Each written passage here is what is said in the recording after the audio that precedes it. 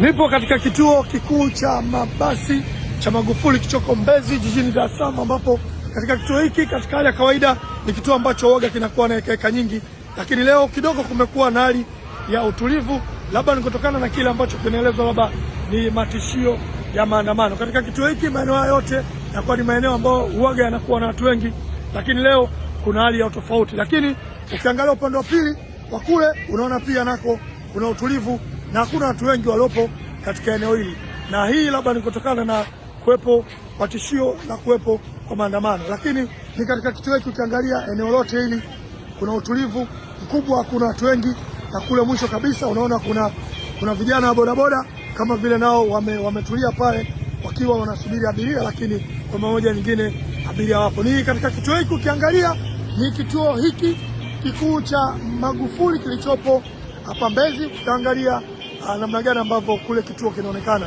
eneo hili limekuwa na utulivu. Ukiangalia barabara hizi ambazo mara nyingi zinakuwa na watu wengi, na katika eneo kama hili ambalo ni zebra, mara nyingi unakuwa na kundi kubwa la watu ambao wanavuka hapa, lakini ukiangalia ni watu wachache kabisa ambao wanavuka katika eneo hili, na kuvuka ama kutumika kwa kivuko hiki ni ishara kwamba kuna watu wengi wanaingia ama natoka katika kituo hiki kikuu cha mabasi Magufuli. Lakini ukiangalia hakuna watu, na watu waliopo hapa ni watu wachache ambao wanavuka. Eneo hili limekuwa ni eneo ambalo kama nimekwambia limekuwa na hekaheka nyingi, lakini ukiangalia kuna utulivu wa hali ya juu.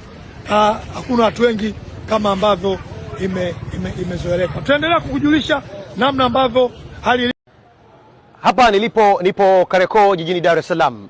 Majira haya ni majira ya saa 5 kasoro, lakini ni nadra sana kukuta jiji la Dar es Salaam hasa katika eneo hili la Kariakoo kukiwa na ukimya wa namna hii, maduka yakiwa yamefungwa, baadhi yakiwa yamefunguliwa, na watu ni wachache sana ambao wamejitokeza kwa ajili ya kupata mahitaji kadha wa kadha katika eneo hili. Nimepata fursa ya kutembelea katika mitaa ya Kariakoo na kuzungumza na baadhi ya wafanyabiashara kusikia kwa upande wao hali ikoje, lakini pengine wao wanauza licha kwamba unaweza kuona kwa muonekano watu ni wachache na maduka mengi yamefungwa, yako machache. Hali ya biashara kwa upande wao ikoje? Kwa leo watu wameogopa kuja, labda wanaogopa maandamano. Biashara imekuwa ngumu sana, maduka mengi hayajafunguliwa leo Kariakoo. Wateja hamna, tangia asubuhi sijauza kabisa. Hii ni leo tu, unaona wameogopa leo kwa vile si waliambiwa si tarehe 7 siku na nini, namna gani hivyo inaniathiri kwa sababu gani sifanyi biashara.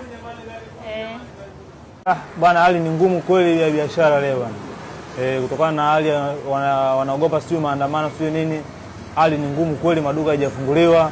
Ndio kama hivi, raia wapo barabarani. Tupo tunapambana hivyo hivyo. Tunamshukuru Mungu.